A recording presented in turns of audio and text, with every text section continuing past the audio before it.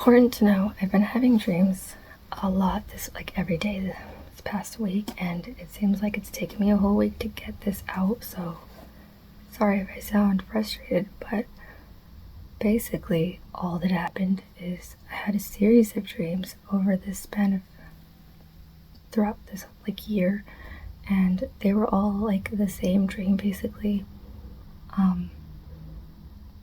being lived out by different people in the dream. None of them were me. It wasn't my body, but I guess I was there claircognizantly or whatever. And these three events were all together in 3 days in a row, basically. But yeah, the last dream I had was a woman being murdered, and I just kept waking up running out of breath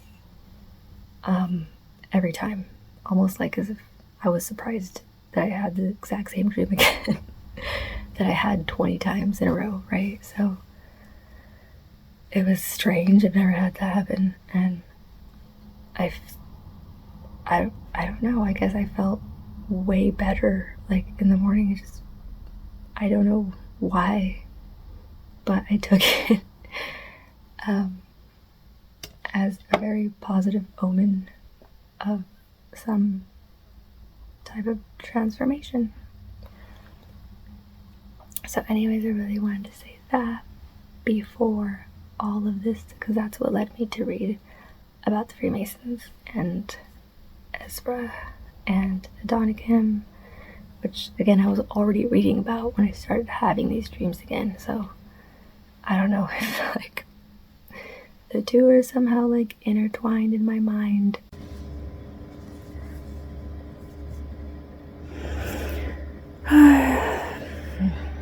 Six different passages in the Bible reference this phrase: the stone that the builders rejected has become the cornerstone. Matthew 21:42 says, Jesus said to them, "Have you never read in the scriptures, the stone that the builders rejected has become the cornerstone?" Also, Matthew 21, Mark 12, Luke 20, Acts 4, first part of, what? I'm not sure what PT2 is. And Psalms 118. We'll get back to that 118 later.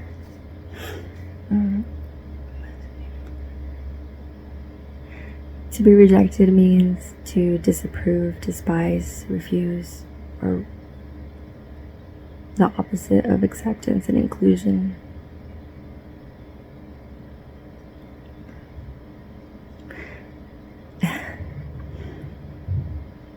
Have you ever prayed and felt like those prayers were rejected? This verse is found in the Gospels and in the parable of the vineyard, where the vineyard is Israel, the owner is God, the servants are the prophets, and the Son is Jesus. God kept sending his servants, the prophets, one after another, and finally he sent his Son. The prophets were rejected, and ultimately they rejected their Messiah. God's Son, Jesus, lived a life of rejection. The rejection started from birth. Joseph could not understand Mary being pregnant before they were married, and he was going to give her a bill of divorcement. So cute. Then there was no room for Mary and Joseph in John 1:11 says, interesting to talk about order. He came unto his own, and his own received him not. His own brothers and family rejected him. The crowds rejected him and left him. John 6. Apparently there's a verse 66. So yeah, John 6:6 tells us his disciples turned back and no longer followed him. Judas rejected him and betrayed him. In Gethsemane, he asked the Father if there could be another way. His prayer was not answered. The scribes, Pharisees, and Sadducees were rejected. Oh, all rejected Jesus and had him crucified. One of the thieves on the cross rejected him, and he felt like God, the Father, rejected him when he said, my God, why have you forsaken me?" Jesus was rejected so that we could be accepted.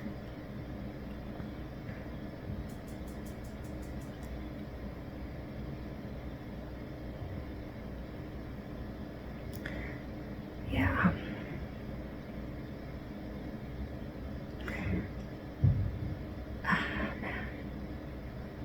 Jesus told them that he must go to Jerusalem to fulfill what was written by the prophets. He would be delivered to the Gentiles, mocked, spit on, flogged, killed, and on the third day rise again. So Luke 18:34 says the disciples did not understand any of this. Yeah, he told them all what would happen, like word for word. They still didn't get it.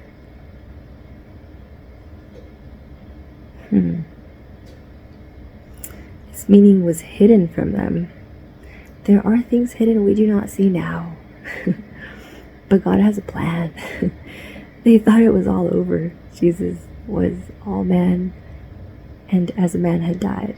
And as a man he died. If he does not rise on the third day, he's just a man like you and me. But he was more than a man. He was a woman. I swear to you, this is what all of these articles keep telling me. Like,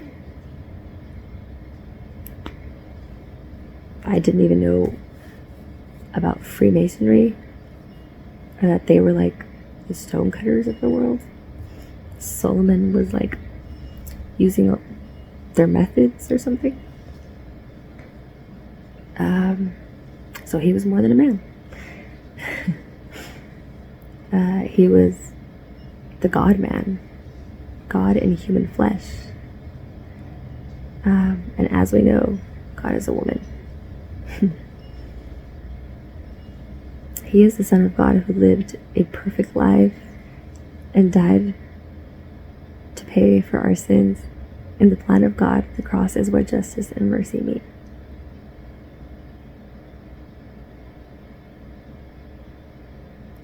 Matthew 21 verse 4 says, Jesus said to them, "Have you never read the scriptures? The stone that the builders rejected has become the cornerstone.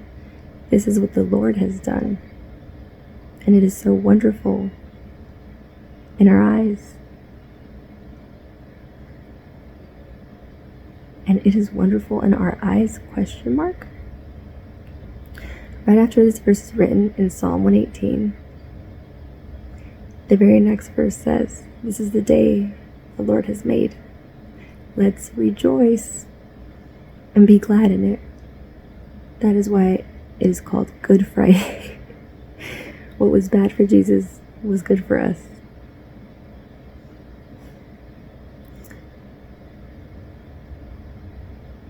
So there's this span of time, and there it is again, the 13 and the 8. So we were just reading about adonakim, which was verse 13 of Ezra 8. This is Revelation 13, verse 8. It's backwards. Jesus is the Lamb slain from the foundation of the world. Revelation 13:8. This was God's plan from the beginning of time. This was his plan. The song for eternity is "Worthy is the Lamb that was slain."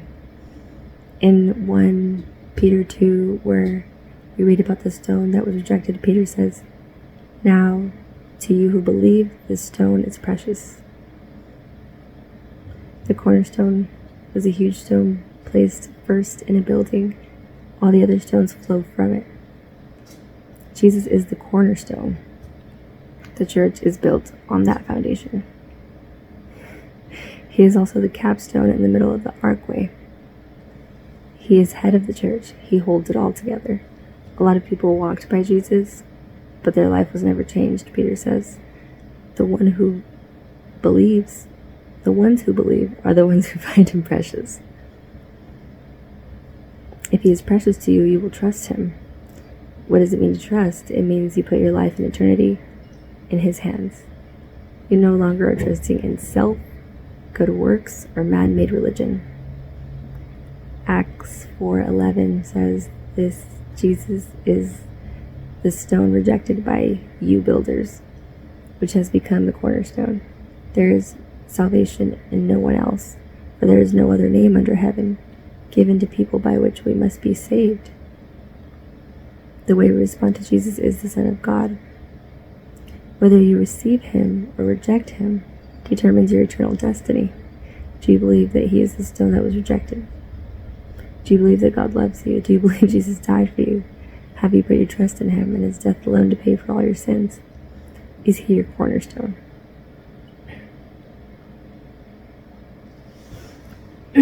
Okay, interestingly enough, here it is. Next to spiritual limnology. So we already know what that sounds like, right? And then the following is the 666 men. So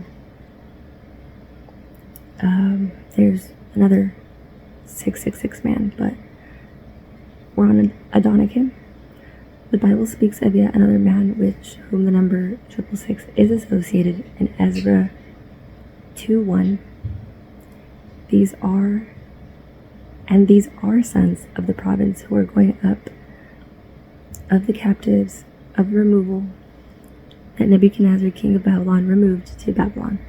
And they turned back to Jerusalem and Judah, each to his city, who came in with Zerubbabel, Joshua, Nehemiah, Sariah, Mordecai, Mizpar, there's lots of names here, Banah, Bigvai, Reum, the number of men of the people of Israel. There it is, verse 13. Sons of Adonakim, 666. I wonder why it skipped down. Oh, okay, so it skipped all the names, and then it just went to verse 13. So, it must be 2:13, not 8:13. Or it could be in both. Okay, hold on. Adonakim is a 666 man. What else does the Bible tell us about him? Unfortunately, it tells us very little. His name is mentioned 3 times in the Bible, but what is told is very important to our inquiry. One of those verses only repeats. One of those other verses only repeats Ezra 2:13, but with a slightly apparent discrepancy. The children of Adonakim, 667, according to Nehemiah 7:18. It's interesting. 9. Okay. The discrepancy is that the number reported this time is 667 and not 666. This isn't really a discrepancy after all, as the second number is just counting Adonakim along with his descendants. Okay, yeah, so either or, it works. So Adonakim was a noble under Artaxerxes. Isn't that interesting? Because same guy who wrote the letter to Ezra, right? So we know they lived around the same time. So Adonakim was a noble under him, sent from Babylon to Jerusalem to rebuild the temple. Thus, he is thus analogous to the craftsman under Hiram in the time of Solomon. He is another temple builder under another Mason. Oh my God. Yeah, it is 8:13. The last verse that mentions Adonakim is Ezra 8:13. And one of the last sons of Adonakim, whose names are these, Eliphelet, Eli, Jeiel, and Shemaiah, and with them 60 males. Okay. This gives us the names of Adonakim's sons. Only Shemaiah is mentioned more than once in the Bible. His name means man of understanding. So I imagine the Ruach had filled these men to help them rebuild the temple. And maybe they used their powers for evil. This associated them with the 666. Ezra 8:15 says, I gathered them together to the river that runneth to Ahava, and there abode we in tents 3 days, and I viewed the people and the priests, and found there none of the sons of Levi. So, kind of a red flag there.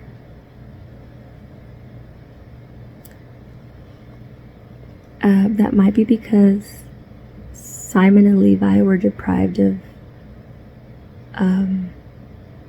what is it called? It wasn't Abraham. It was Jacob didn't leave his Simon and Levi their own plot of land, but they I think they went over to Judah or something, or they lived in the general vicinity of Judah. I don't know, but they their dad knew they were garbage, so he didn't want to give them more power, to be more crazy. So I imagine that's why the sons of Levi aren't here present.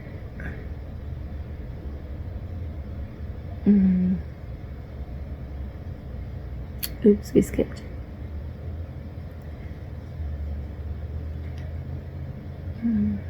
And I've seen that in a different book somewhere too, where they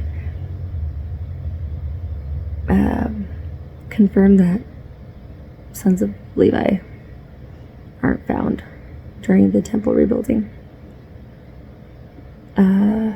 Then sent I for Eliezer. So let's notice the spelling of Eliezer here. Ezra 8:16. Eliezer. So then sent I for Eliezer, for Ariel, for Shemaiah, and for Elnathan, and for Jarib, and for Elnathan. I don't know why they mentioned Elnathan so many times. And for Nathan, and for Zechariah, and for Meshullam, chief men, also for Joarib, and for Elnathan, men of understanding, it says. And I sent them with commandment unto Iddo the chief at the place Cassiphia, and I told them what they should do into Iddo, Iddo, and to his brethren the Nethinims, wow, and to his brethren the Nethinims, oh wow, at the place Cassiphia, as they should bring unto us ministers for the house of God. And by the good hand of our God upon us, they brought us a man of understanding, and the sons of Mali, the sons of Levi, the sons of Israel, and Sherebiah with his sons and his brethren, 18. And that's verse 18. Man of understanding. Wow. So Ezra found only non-Levite priests, false priests in the land when he came to the end of the Babylonian captivity. Jesus will likely find only false priests when he comes at the end of the Great Tribulation. Oh, wow. So this is matching up, actually. Yeah. So it's speaking of the Levites, comparing them to the Pharisees. Okay. He comes at the end of the Great Tribulation. Shemaiah, the Mason, the son of Adonakim, the 666 man found a true priest. He found Jesus at the end of his captivity. Rehoboam, on the other hand, the son of Solomon, another 666 man, promoted false priests and perverted the true religion. So this is Kings 14:27. King Rehoboam made in their stead brazen shields and committed them unto the hands of the chief of the guard, which kept the door of the king's house. He also fought against the nation of Israel, a type of the church. Wow. So, I'm not sure which book this is from, but it says, when Rehoboam was come to Jerusalem, he gathered of the house of Judah and Benjamin 180,000 chosen men, which were warriors to fight against Israel, that he might bring the kingdom again to Rehoboam.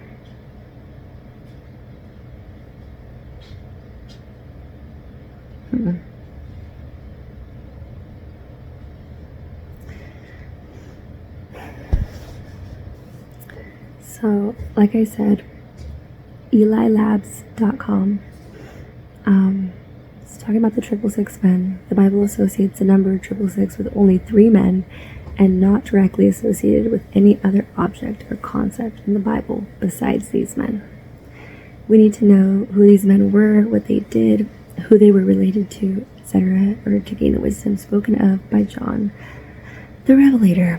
So the subsections were going to be the Antichrist, Solomon, temple builders, Tyre, Tyre, which I think they're like Masons as well, but it's like different types. Yeah, similar. Mormonism.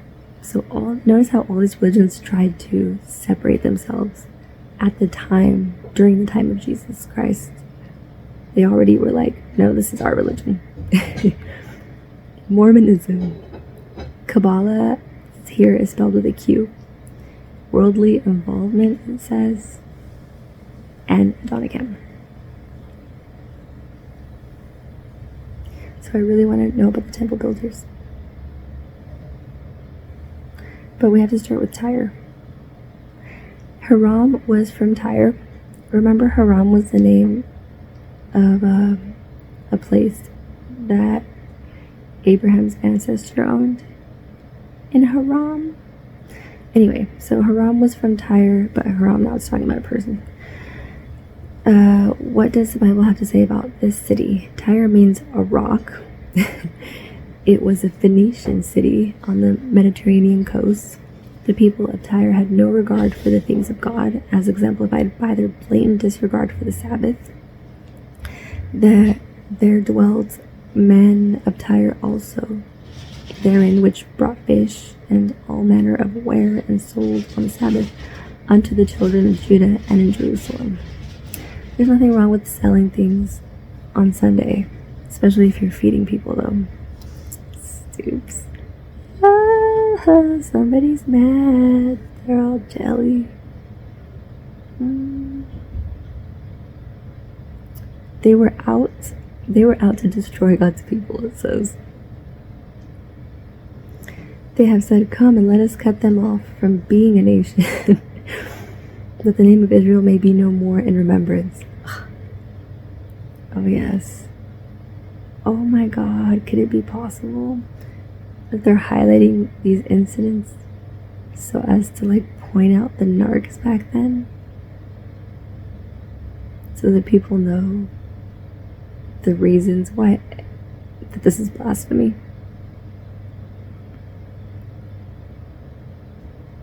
Oh my God. This is great. I've never read anything like this before.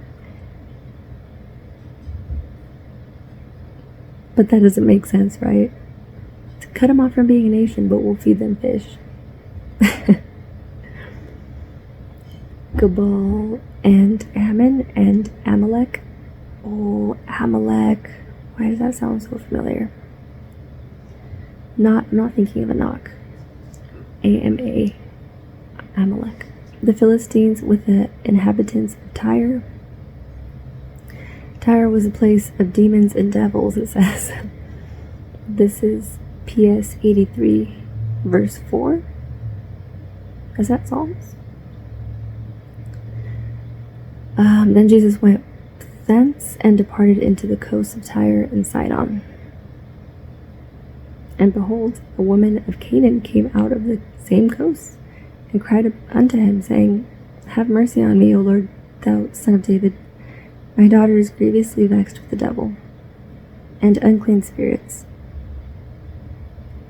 And he came down with him and stood in the plain, and the company of his disciples, and a great multitude of people out of all Judea and Jerusalem, and from the city coast of Tyre and Sidon, which came to hear him, and to be healed of their diseases. And they were vexed with unclean spirits, and they were healed. That's verse 18 again. Tyre, as a type of evil spiritual kingdom, was despised by the ruling political kingdom. But because Tyre had friends in high places, and because they gained profit from the political kingdom, they made peace with it. Oh, okay, so this does sound like these Freemasons. As a result, the spiritual kingdom worshipped the ruler of the political kingdom. Okay. So we got it backwards. Somebody's doing it wrong. Verse 18 again. This is a long verse. No, that's not a verse. Okay. As a result, the spiritual kingdom worshipped the ruler of the political, even to the extent that they recognized him not as a man, but as God. What? Oh no. So now it's making sense why they use the 666 number to plaster across these chapters. And Herod was highly displeased with them of Tyre and Sidon, but they came with one accord to him. And having made Blastus the king chamberlain, their friend, desired peace, because their country was nourished by the king's country. Oh, you guys remember that? Okay, so Egypt was helping some of the people in Judah before it became Judah. I think something like that. When they went to rebuild the temple, basically they came across opposition, opposing forces. I don't know what to call them. And then, and they have to fight them off. And then they go and ask Cyrus or whoever the king is at the time. They're like, "We need your help. Why aren't you defending us? These people are trying to take our land, and you told us to come back here and rebuild the temple." And so he's like, "Continue." He just sends the letter and was like, "It's fine." And then the other people also are like, "This is our coast. We need the water. Like all this, our river, whatever." There's like some waterway that they owned there, and they're like, "We have political agreements with you. Look it up." And then the king of Egypt was like, "Let me look at my notes." And he's like, "Oh yeah, it's true." He just completely disregarded everybody, I guess. But they didn't really finish explaining that, so I guess he's just stupid. And upon, we're missing something. And Herod,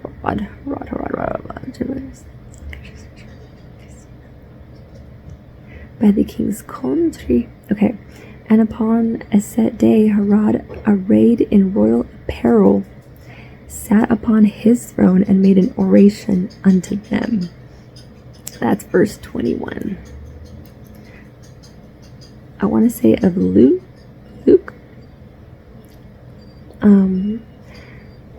And made an, okay. And the people gave a shout, saying it is the voice of God and not of a man. Ooh, this blasphemy. It's blasphemy. and idolatry. It's interesting. The Bible is plain. Tyre was a very wicked and evil place, and a type for the kingdom of the Antichrist. The religion of Tyre is the religion of the Antichrist. Okay, we get it. Okay, temple builders, finally, yay! This is Hiram. Hiram was a friend of Solomon's father David, and Hiram, king of Tyre, sent messages to David and cedar trees, the carpenters, the masons, and they built David an house. Why did it say it like that? Second book of Samuel, chapter 5. That's verse 11. Hiram furnished the workers and craftsmen to build David's house. He also furnished the craftsmen to build the temple of Solomon. Oh, so now there's the confusion. So Solomon had supposedly used killed off the Canaanites or whoever these were against the people of Israel, supposedly, but oh shoot, oh man,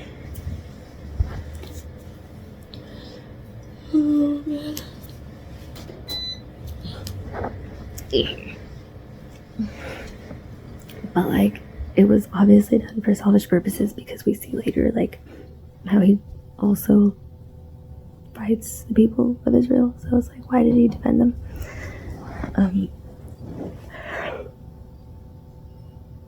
What? After he built the temple and everything he dedicated to God was displeased with him, because he's you don't keep my law, even though you do everything that I ask. Why don't you just keep my law? Hiram, king of Tyre, sent the messengers to David. Okay. So Hiram furnished the workers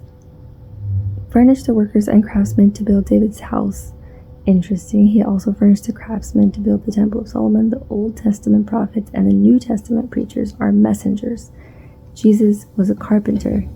Who are these masons? It says they were the most amazing craftsmen supplied by Hiram. So I imagine descendants of Bezalel, as listed in Exodus, right? Exodus 35, to be specific.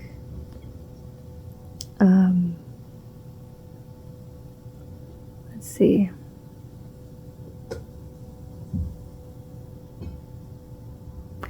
Brokerage stones.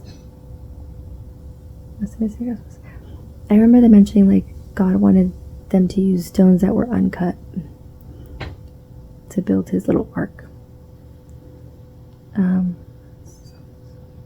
Okay, verse 18 again. Look at that. First book of Kings, chapter 5, verse 18.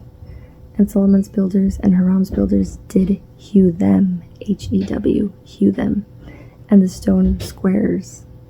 Stone squares. That's the first time I've heard that one. So they prepared timber and stones to build the house. They prepared timber. So I think they were, I remember them using wood as part of their building, even though they were using super hard stones. It's weird. But they used wood on the, in the middle or something. I don't know. The building was built, was interesting. The process, obviously, because it was the work of the Ruach.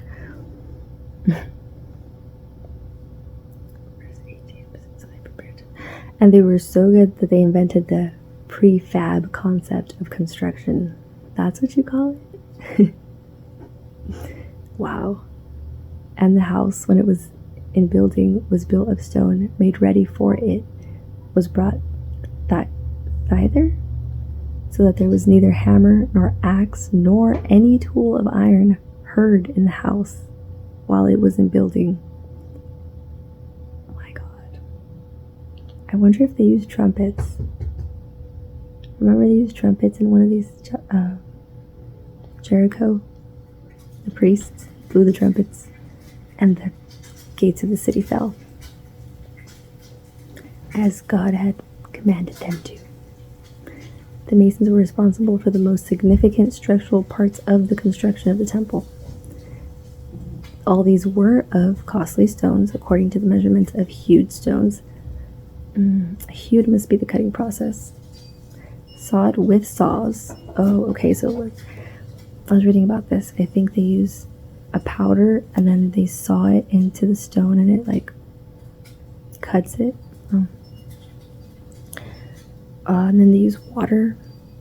So I imagine that's what absorbs the sound.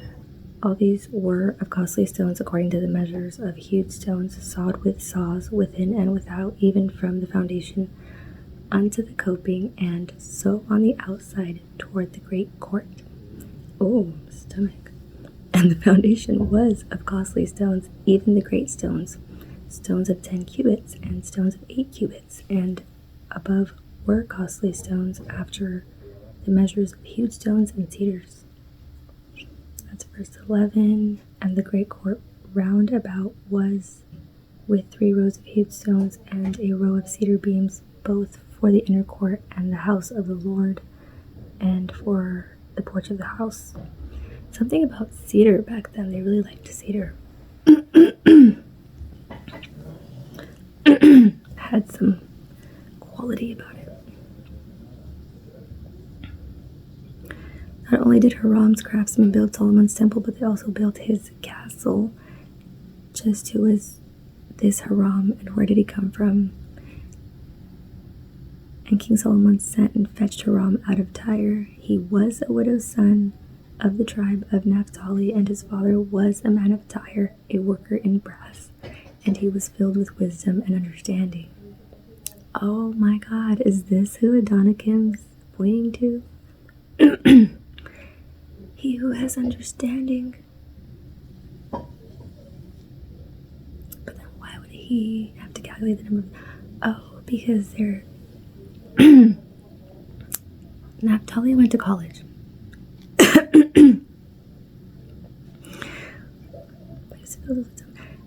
So he was filled with the Ruach, like Bezalel. And cutting to work, filled with wisdom and understanding and cunning, to work all works in brass. And he came to King Solomon and wrought all his work. Since Hiram was a widow's son, he was separated from his father. This is a type of one who is separated from God.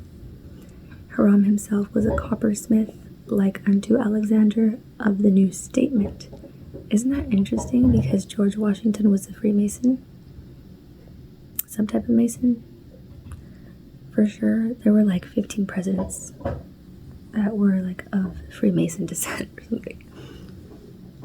And these people also happen to be coppersmith.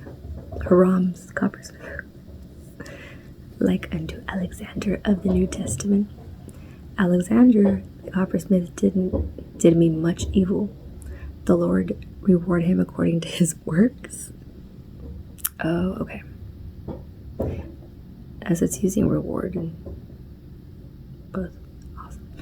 Of whom is Hymenaeus and Alexander, whom I have delivered unto Satan, that they may learn not to blaspheme. It says. It says that. It's the first book of Timothy, 1:20. You see, copper and brass are counterfeits for gold. It's like, I see what you're doing over there with your little metal working skills. That's not what I gave you your skills for. Hunty. So the brass shields also are going to be probably bad. Because they're not going to defend. They're not going to save anyone's lives. So Shishak, king of Egypt, came up against Jerusalem and took away the treasures of the house of the Lord. That's when that happened. And the treasures of the king's house he took all. It says he carried away all the shields of gold which Solomon had made. I remember reading about this in a different chapter. I don't know why. Okay. Lots of parallels. Instead of which King Rehoboam made shields of brass and committed them to the hands of the chief of the guard that kept the entrance of the king's house. Why would you give your guards... Maybe they didn't know brass wasn't that strong. And when the king entered into the house of the Lord, the guard came and fetched them and brought them again into the guard chamber. Again, that's verse 11. I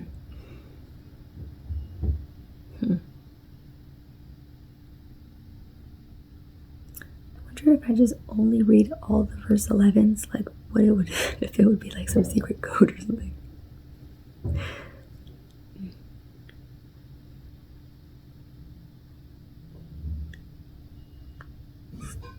We're costly stones and cedars. Look at every verse 11 and just on this page right now. Hiram, king of Tyre, sent messengers to David and cedar trees and carpenters and masons, and they built David a house. He built David a house. It was for David. And above were costly stones. So when David died, Solomon didn't exactly follow in his footsteps, so I imagine that's why they're like, this house was for David. And above were costly stones after the measures of huge stones and cedars. That's the second verse 11. Oh my god, I'm sorry, my stomach's so loud. And when the king entered into the house, this is the third verse 11, the house of the Lord, the guard came and fetched them and brought them again into the guard chamber. So it's kind of saying, what's yours? It's gonna be yours forever. And touch not mine anointed. Keep saying. Okay, I don't want to read about Solomon really, but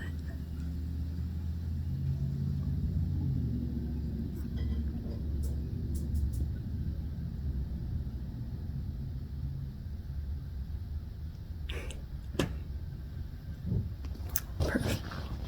Okay, I can't take all day.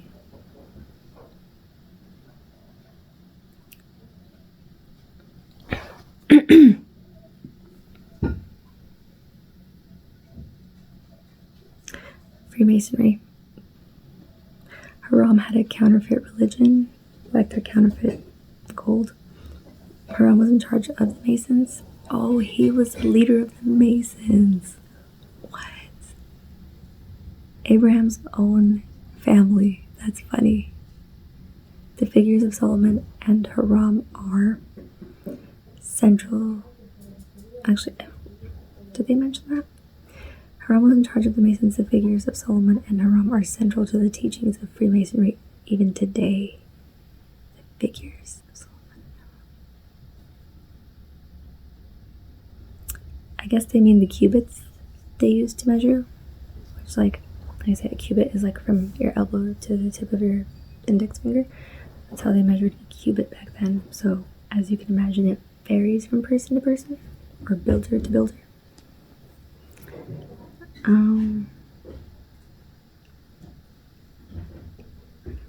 Central to okay.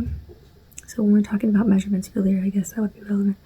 The Temple of Solomon is a central object in Masonic doctrine. Wow, really? They refer to their god as Godi, the grand architect of the universe. Wow. Indirect parallel to Hiram, the architect of the temple. What? Indirect, that's verse 6. Okay. Godi, indirect parallel. Wow, okay. The Masonic order was originally an order of the Roman Catholic Church, known as the Knights Templar, or the Knights of the Temple of Jerusalem.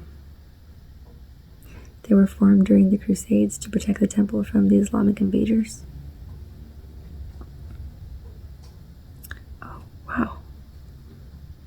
Today, a Muslim mosque stands on the original temple site.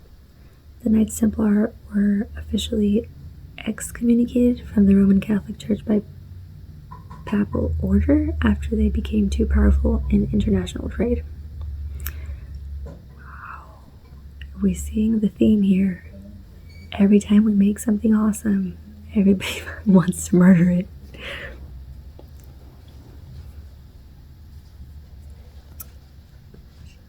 Wow. Okay. They became too powerful in international trade, commerce, and banking. Okay, remember the first bank card was made in like Roman, like Italy, something like that, 1500s. Anyway, so these were all like, this is like the golden years or whatever, so all kinds of things were like being invented. The wheel was invented and all kinds of things. Thereby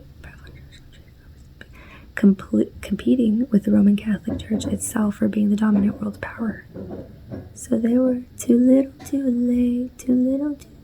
Part of the third degree initiation to Masonry, which makes one a master Mason, goes as follows.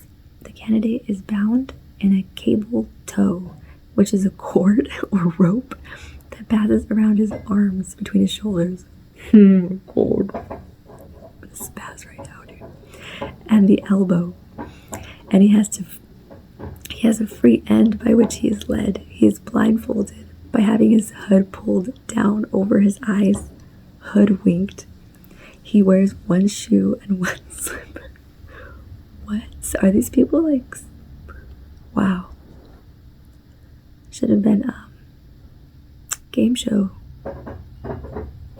hosts. Blindfolded by having his hood pulled down over his eyes, hoodwinked. He wears one shoe, one slipper, and has a bandage tied around the calf of the leg with the slipper. He is crippled. This is the initiation. This initiation is much older than the date Masonry was made known to the public in 1717. Is attested to by a painting, The Wayfarer, by Hieronymus Bosch. Bosch died in 1516, over 200 years before 1717. This painting depicts all of these Masonic rituals along with the journey of a man from filth and corruption to peace and tranquility. The latter symbolized by a milk cow. I guess. It is the opinion of the present author that the painter's name is an obvious pseudonym, Hieronymus, like heir, like co-heirs of God's kingdom. Hieronymus would translate roughly as the name of Hiram. Bosch means bush, which could be interpreted as a contraction of bushel, as in, is L.U. Luke 11:33. No man, when he hath lighted a candle, putteth it in a secret place, neither under a bushel, but on a candlestick. I have read this. This has a couple parallels. That they which come in may see the light. So it's saying like the light of the world shouldn't be hidden, like it should be shared, basically. So when you light a candle, you don't really put it in a secret place, you put it under a bushel. Or not under a bushel, but on a candlestick. So it's supposed to stand on something firm, because it will burn. And they which come in may see the light.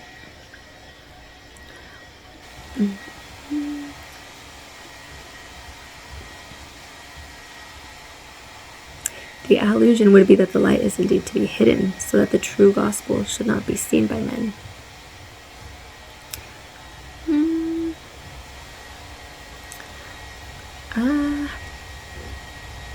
The allusion is the cow is practically Hindu in its appearance. One must consider that Hinduism is very similar to the Baal worship of the Old Testament, and that Hinduism was carried into India by invaders from Persia. What? Oh no.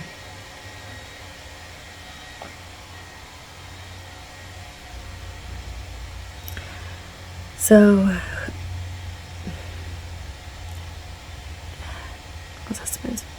Hinduism was carried out into India by Persia, who themselves had close contact with both Baal worship and Judaism.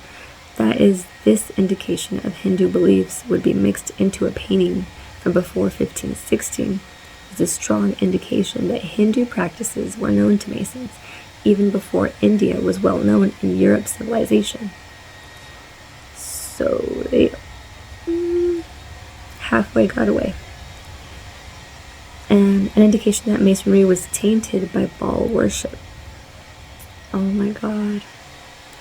See what this is a perfect example of what Paul says in Corinthians when he's like, remove the hametz from your household.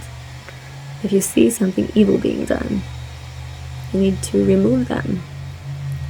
So I imagine he was like really annoyed by everybody like coming to him and complaining about these people of the house of Chloe did this stuff. And he's probably just disgusted by it because he's like, I don't want to hear this stuff. Like, why don't you guys just get rid of him instead of complaining to me about it? You know? So he's like, I've already passed judgment as if I were there. Like, he's like, I wasn't even there and I already feel like tainted, like dirty. Like, why would you tell me? The people in your own church, why would you throw dirt on your own community, basically? So it's giving the same idea here. It's like, if you're tainted by Baal worship, like, why would you guys even, what do they call them? The righteous would not have accepted the unrighteous in their community.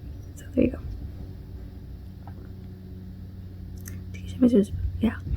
This use of the cable toe in the Masonic initiation is symbolic of the fact that a Mason is bound. He is not free. Wow. So these are not Freemasons. These are just the regular Masons. The hoodwinking symbolizes that he is blind. He cannot see. The injured leg is dissimilar footwear cause him to walk with a limp. He is injured, hurt, and cannot walk right. The foundations of Masonry are rooted in a mystical belief system known as Kabbalah with a Q, or Kabbalism with a C. The first spelling emphasizes the Arabic heritage. The last spelling shows the reference to the cable of the cable toe. What? The Mason is being bound by his initiation to the hearsay of Kabbalism or Kabbalism. Okay. Also known as Kabbalah. Robinson speculates that the secrecy of Masonry arose out of the need to protect itself from the Inquisition of a jealous Roman Catholic Church. Oh, that's why they call it mysticism, even though it's obviously rooted in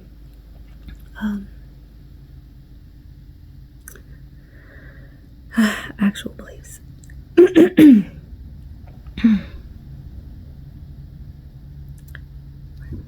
I don't really want to read about Mormonism, but they also have a section on Mormonism.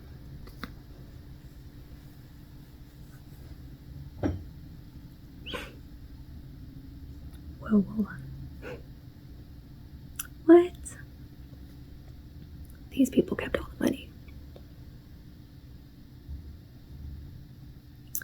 Best known as Mormons, Latter-day Saints are neither Protestant nor Catholic. Their beliefs rest on the authority provided by the discovery in the 1820s of the Book of Mormon, which details the history of God's ancient people in the Western Hemisphere between 600 BC and AD 400.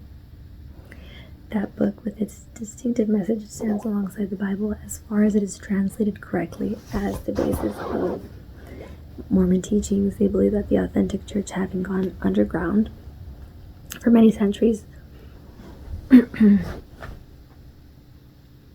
was restored with the new translation, Revelation, in 1850.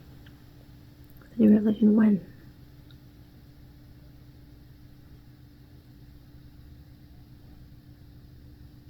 What? Okay. In 1850, Mormons finally enjoyed a place of their own, Utah. Yeah, you guys, Utahs are big on Mormonism. I don't know what it is. Where they built a civilization committed to expansion. They continue to grow rapidly in the US and many foreign countries, most dramatically in Latin America and Asia. A few modern churches live with such clear identity and manage such a high degree of loyalty and dedication. Yeah, so they're really like culty, I guess. Conservative politically and morally, it gives a predominant place to family life. Oh, how cute is that? With headquarters in Salt Lake City, it has an American membership, 4.5 million, and a world membership of 7 million projected 1989. The membership was increased by 60% in the last decade. The church pulls in an estimate of 1.3 billion annually. That was in 1982. I suspect that today, with the growth reported above and with inflation, that the figure is well over double that, or significantly more than $2.5 billion per year. The Church of Christ, Jesus Christ of Latter-day Saints, or Mormons, have roots similar to Masons. Good Mormons enter their secret temples and don white garments to indulge in esoteric Mason-like rituals that seal their marriages for eternity. Jesus. I actually talked in pretty great detail about Kabbalah. So, where did the system of Kabbalah come from? To understand this, examine the compensation exchanged between Solomon and Hiram. Solomon like a toe stepper, or what is it with him and Hiram? It came to pass that at the end of 20 years, Solomon had built 2 houses, the house of the Lord and the king's house. Yeah, and he was really extra about it the whole time. Like, if you guys read about that, like, it's just so extra. Like, this appraiser lady came and like checked it out, and she was like mad at him for like using all the gold that he used, and like, it's like, this is so extravagant, and like, you're letting these other people just like be murdered while you're building this temple like lavishly. Anyway, so she judged him, and I think she told the Egyptians about it, and then they didn't like him or something like that. So it came to pass that, whatever, the king of Tyre, now Hiram, verse 11 again, now Hiram, the king of Tyre, had furnished Solomon with cedar trees again, and fir trees again, the trees, and with gold according to all his desire. And then King Solomon gave Hiram 20 cities in the land of Galilee. So, wow. And Hiram came out of Tyre to see the cities which Solomon had given him, and they pleased him not. And he said, what cities are these which thou hast given me, my brother? And he called them the land of Kabul unto this day. And Hiram, that's verse 13. And Hiram sent to the kings 60 talents of gold. Oh. One commentator notes the land of Kabul is a district in Galilee given by Solomon to Hiram and contemptuously called Kabul by Hiram. Kabul means displeasing or dirty. Josephus says that Kabul in the Phoenician language signifies displeasing, and that these cities were situated in a neighborhood of Tyre. In the neighborhood of Tyre, most commentators are persuaded that the city Kabul in the tribe of Asher was one, and probably from this Hiram. I read that wrong. Most commentators are persuaded that the city Kabul in the tribe of Asher was one. Okay, and probably from this Hiram took occasion to give this name to all the other cities which Solomon had ceded to him. So Hiram scorned the gift of Solomon. Here Solomon is a type of God mixed with the world, of God-likeness, mixed with world-likeness, flesh-likeness, of God in the flesh. Hiram is the type of those who reject the gift of God in the flesh. Oh, whatever. Hiram is the type of those who reject the salvation of Jesus. Well, we all know that's bullshit. So Kabbalah and the Freemasonry that is based upon it reject the true salvation of Jesus. But that's actually false, because God rejected Solomon in the end. Remember, he's like, you are unlike David, your father. You are not fit to build my temple at all. You guys remember that? Anyway, so Kabbalah is Freemasonry that is based upon it reject the true salvation of Jesus.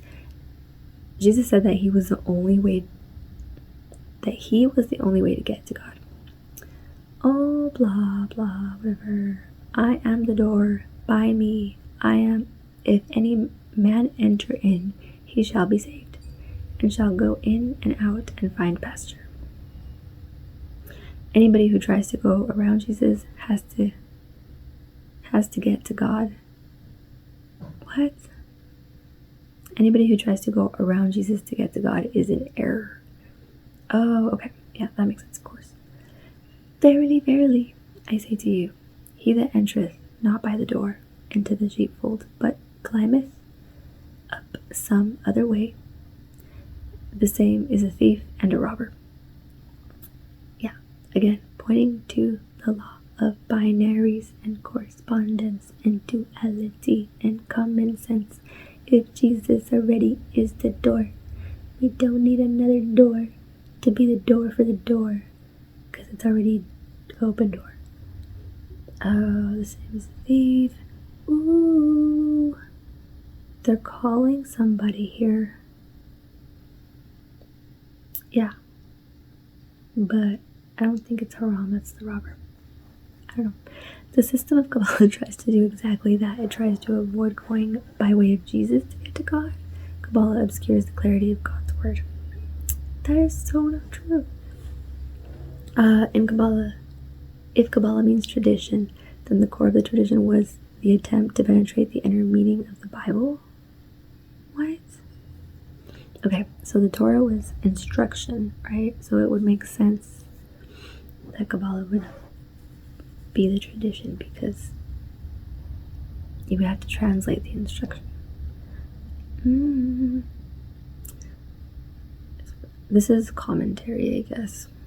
The core of the tradition was the attempt to penetrate the inner meaning of the Bible, which was taken to be the literal but heavily veiled word of God. Distorting. Because the word was veiled, special techniques were developed to elucidate the true meaning. Kabbalistic theosophy. See, now they're spelling it with a K, but it was C's and Q's before that.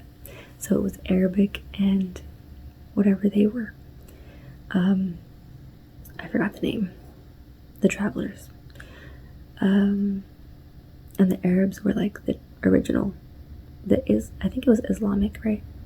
But the Arabs already lived in the land of the Phoenicians before it was Phoenicia, I guess. Or after, something like that. The point is, it was them, because the word was veiled. Special techniques were developed to elucidate the true meaning. Kabbalist theosophy. What does that word mean? To find a deep meaning in the Bible, but the Bible says, "But if our gospel be hid, it is hid to them that are lost." Oh, second book of Corinthians 2:4-3. I'm sorry, second book 4:3. So we can understand that the Kabbalists, now it's spelling with a Q again, are indeed lost. This is further amplified by the means that they use to reach. This is further amplified by the means they use to reach God. Someone doesn't know how to use commas in their writing, man. The earliest documents, circa 100 to 1000 AD, associated with Kabbalah, determine the attempts of Merkaba mystics to penetrate the 7 halls, Hekaloth, of creation and reach the Merkaba, throne chariot of God. These mystics use familiar methods of shamanism, fasting, repetitious chanting, prayer, posture, to induce trance states in which they literally found their way past terrible seals and guards to reach an ecstatic state in which they saw God. An early and highly influential document, Sefer Yetzirah, wow, it's such a pretty name, appears to have originated during the earliest part of this period. Sefer Yetzirah. So pretty. Well, it's highly influential, right?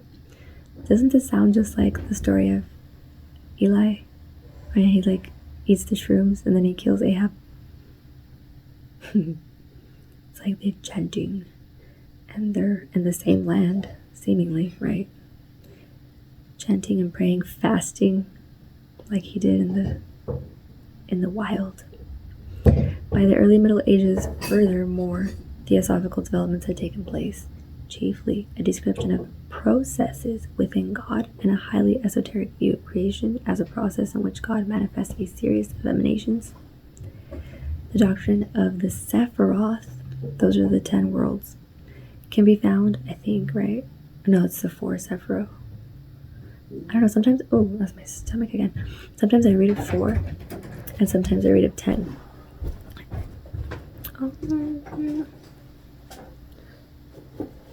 Is Kat here? Oh. She's supposed to be coming. Move to the garage right now. In the early Middle Ages, furthermore, theosophical developments had taken place, chiefly a description of processes within God and a highly esoteric view of creation as a process in which God manifests in a series of emanations. The doctrine of the Sephiroth can be found in a rudimentary form in the Yetzirah, but by the time of the publication of the book Bahir, 12th century, they had reached a form not too different from the form it takes today.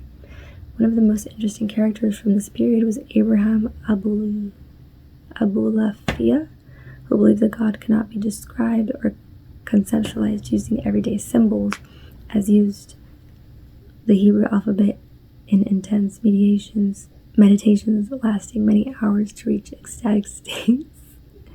So yeah, Kabbalah is based on the 22 letters of the Hebrew alphabet, aligns with the 22 major arcana of the tarot, which is like believed to be designed by these Kabbalist people in order to like sanctify their religion in like a private way so that nobody would see them, like that they were practicing their religion.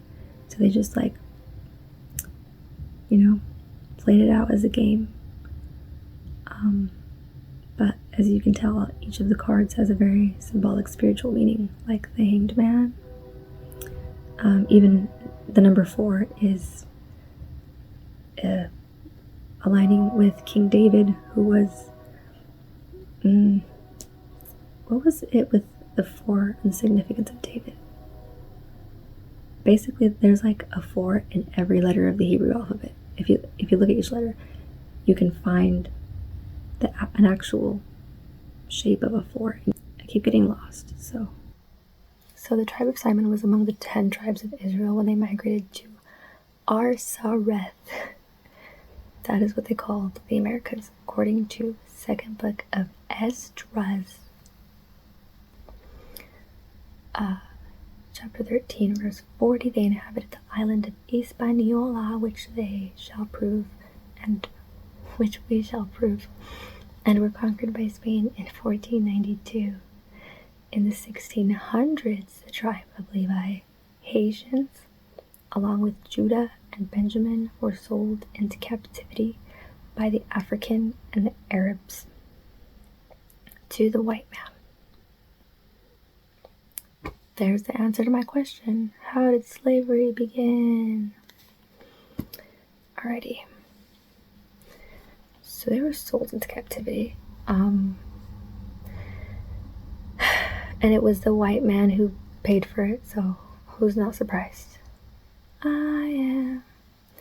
The white man then transported them in chains on slave ships to Haiti to serve hard bondage as slaves. Genesis 49 mentions, and Jacob called unto his sons and said, gather yourselves together that I may tell you that which shall befall you in the last days. The last days occur from the days of Christ until today. Hebrews, 1st chapter.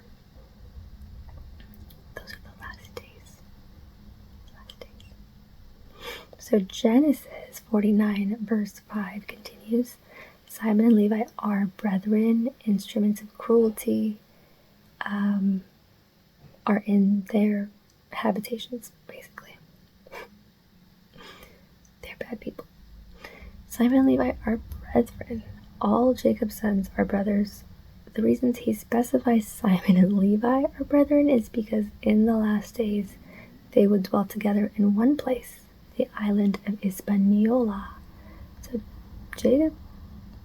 Is Jacob really? Yeah, Jacob is telling them this, like, before he dies. He already knows what's going to happen.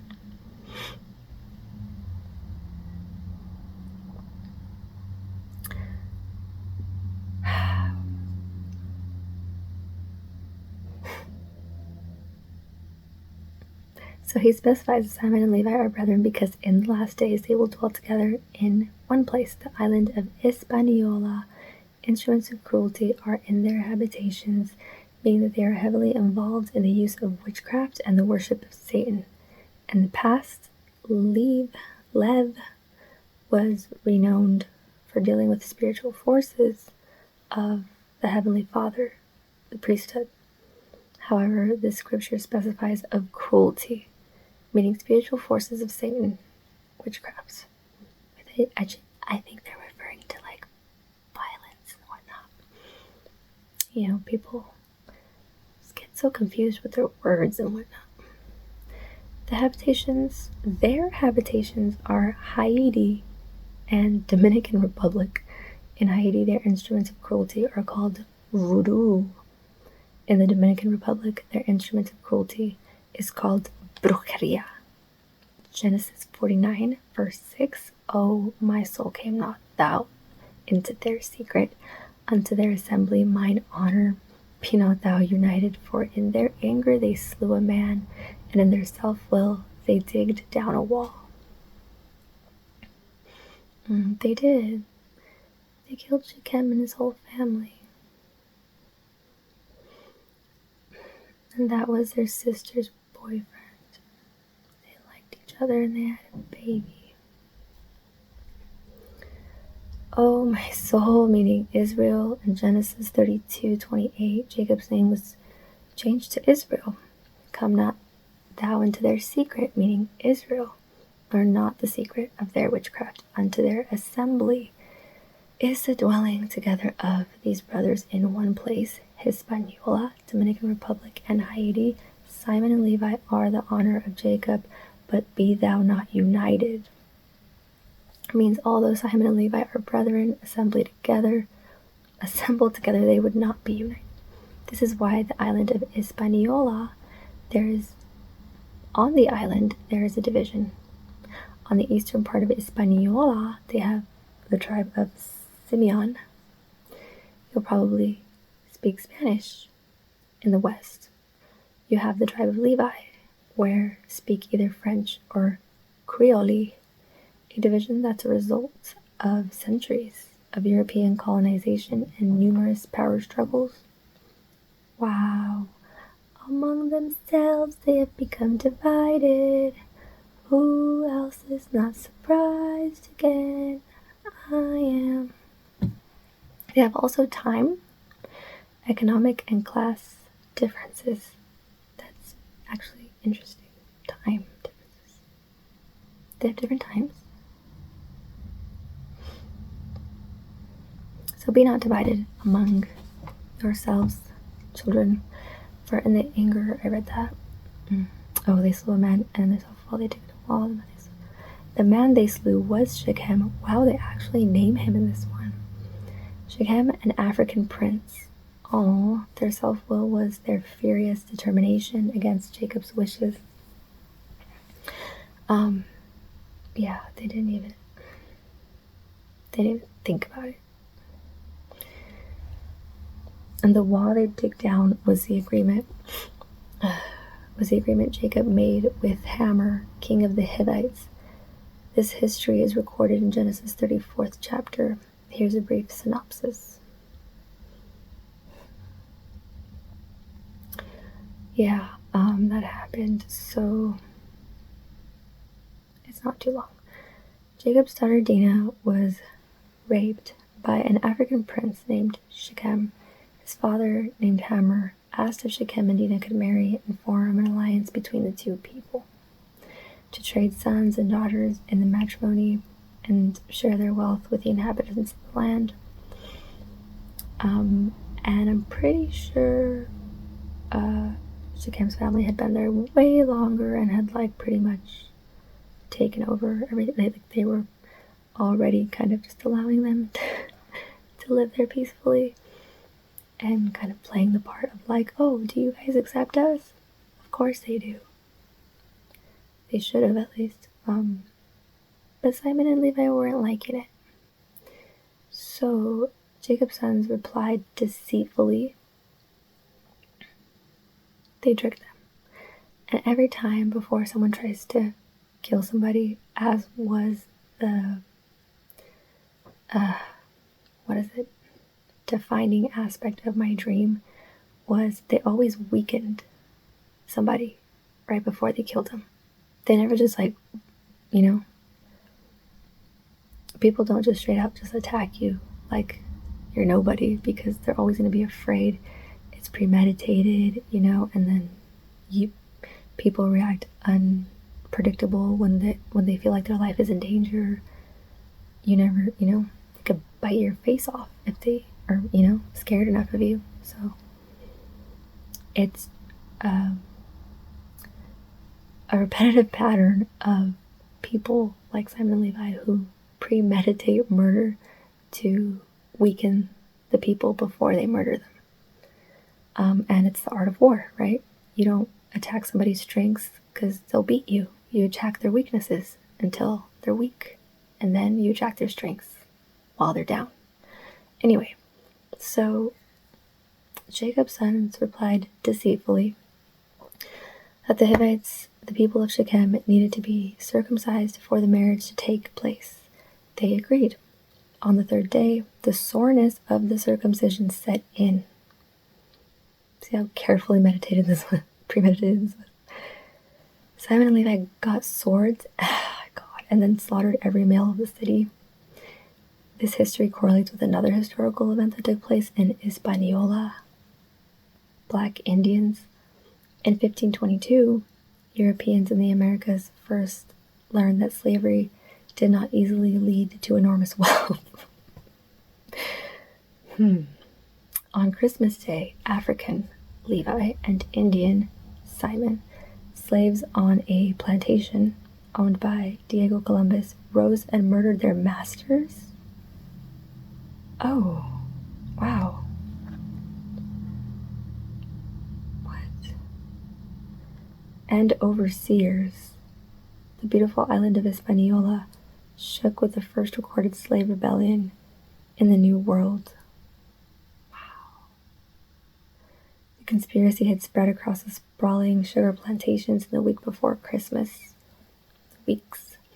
Patiently, the plotters, Simon and Levi, waited until Christmas Day, when the planters and their families would be bloated with food, soaked with liquor, and too weak or sleepy to offer much resistance. Then they struck, plunging into the night to kill whites and find freedom.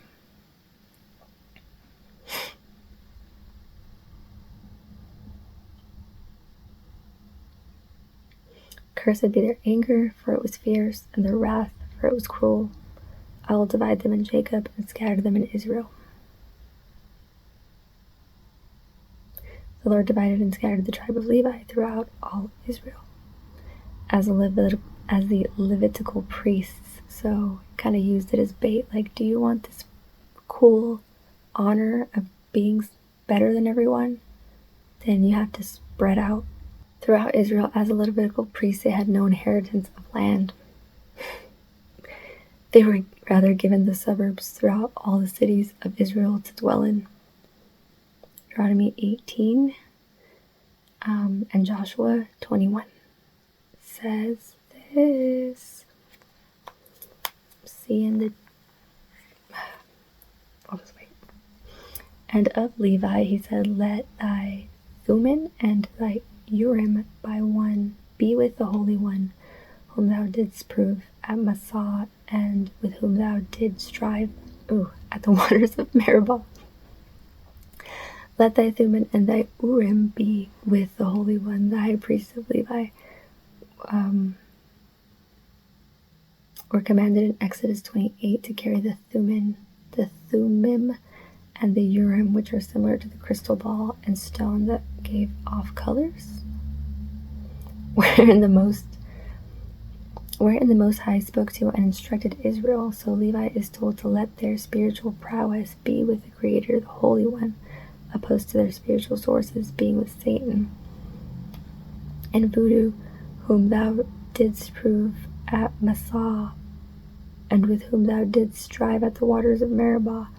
In Exodus 17, these areas were where Israel complained for water, and the Lord commanded Moses to smite the rock for water, and then after, speak to the rock for water. Oh, I get it. That's the rock. In Exodus 32, oh wow, my stomach's not having it, dude. Fuck. When Moses came down from Mount Sinai, Israel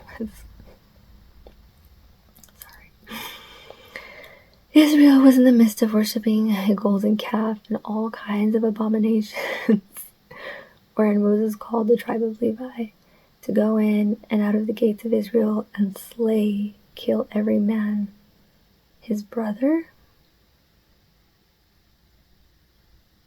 To go in and out of the gates of Israel and kill every man his brother, companion, and neighbor that was involved. Levi honored the law of the Most High. Shame on all you people. They shall teach Jacob thy judgments and Israel thy law. So, the only one so far that I'm seeing do the work of God is Ezra, unfortunately. This is Deuteronomy 33. They shall teach Jacob thy judgments and Israel thy law. They shall put incense before thee, the whole burnt sacrifice upon thine altar. Levi was the ordained priesthood, and they taught the laws to Israel. They also offered incense and burnt sacrifices to the Most High. Isn't that interesting how they went from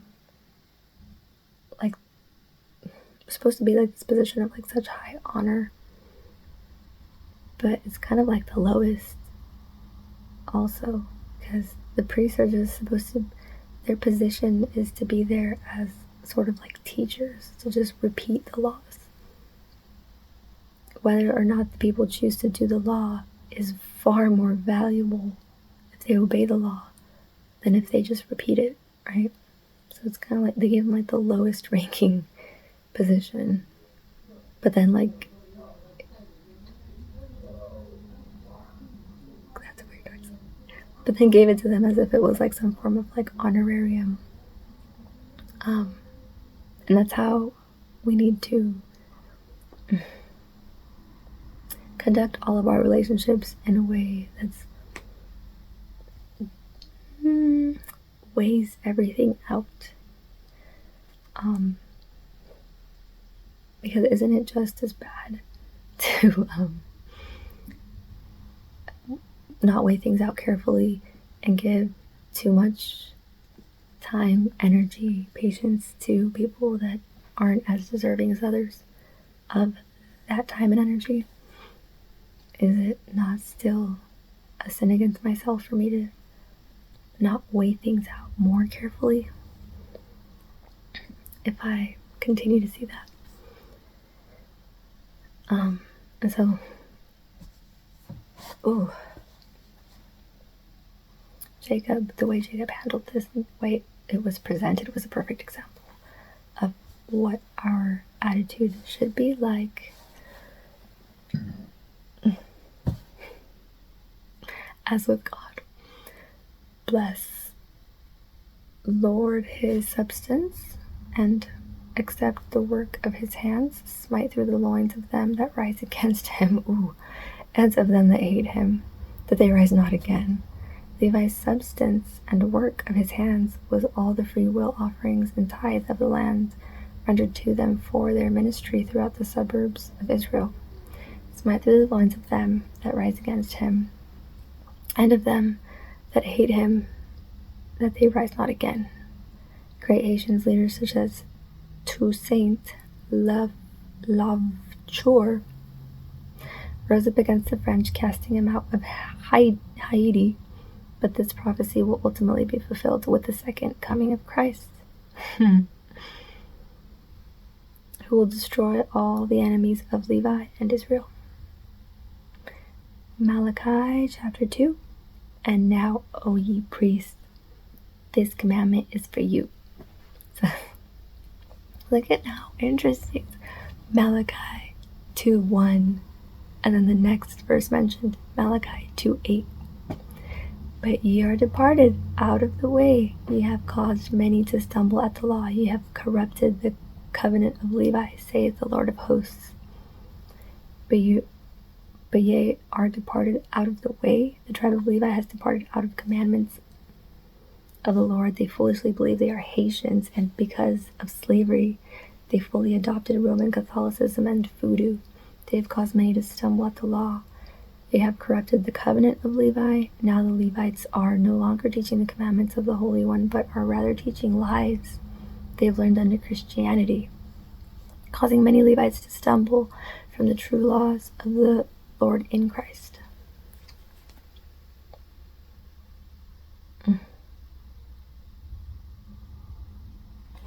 That's confusing, isn't it? How could... Okay, maybe I read that wrong. Malachi 2:9 says, Therefore have I also made you contemptible and base before all the people, according as ye have not kept my ways, but have been partial in the law. Therefore I have also made you contemptible, disliked, and base. Oh, base is low, like lowly, low life. Before all the people, Israel. This was a curse upon Levi. Till this day, as Haitians, they are disliked and considered the most impoverished and lowest people among all the tribes of Israel. This was done as punishment because Levi has not kept the laws of the Lord, but has been partial in the law, teaching lies about the Bible and mixing pagan idolatry with the Bible. Isn't that interesting? They murdered Shechem and the families, however the telling of the story is, and their reason was because they weren't circumcised or something about their sister. And Judah himself married 2 pagan women, right? They were Canaanites. So later, what they're called is pagan. And then he had sons. Pretty sure he had sons that he sacrificed in the fire. 2 of them died. The third one, I think, was the only one that survived, though. It was and Onan. And Sheila, I think, is the one that survived. And they weren't like...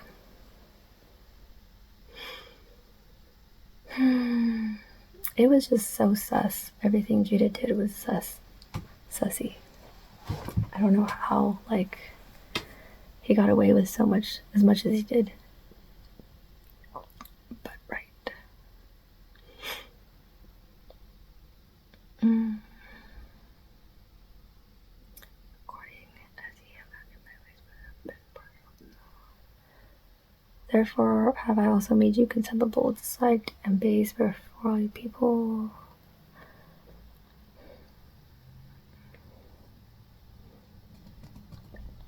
This was done as punishment because Levi has not kept the laws. Mixing pagan idolatry with the Bible. Okay, now they're being specific. Teaching lies about the Bible. Mixing pagan idolatry with the Bible. That is called blasphemy.